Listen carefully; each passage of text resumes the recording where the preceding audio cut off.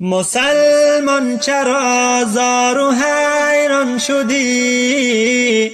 به طوفان ذلت تو ویران شدی. به موسیقی و ساز شیطان چرا گرفتار و از دین گریزان شدی؟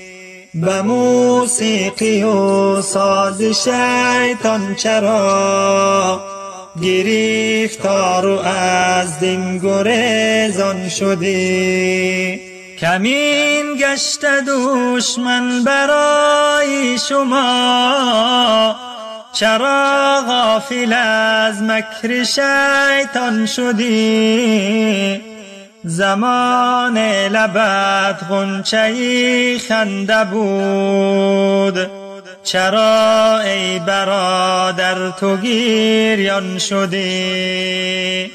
زمان لبت غنچه خنده بود، چرا ای برادر تو گریان شدی؟ مسلمان چرا زار و حیران شدی؟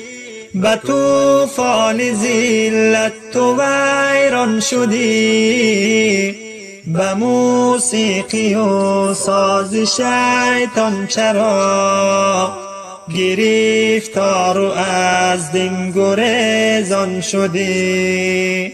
به موسیقی و ساز شیطان چرا گرفتار و از دین گریزان شدی؟ به وحدت خروشان تو بودی چو بحر، چرا قطره گشتی و پنهان شدی؟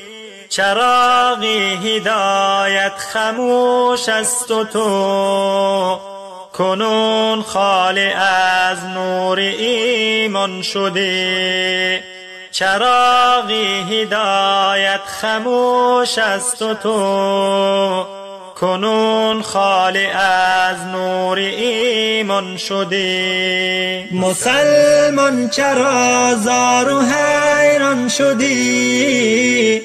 به طوفان ذلت تو ویران شدی.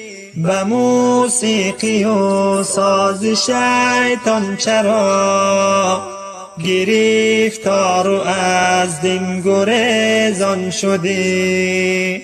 به موسیقی و ساز شیطان چرا گرفتار و از دین گریزان شدی؟ ندیدی مگر عزتی دین به خود، چرا دور از حکم قرآن شدی؟ به آزادگی بودگیت کجاست؟ چرا پا به زنجیر و زندان شدی؟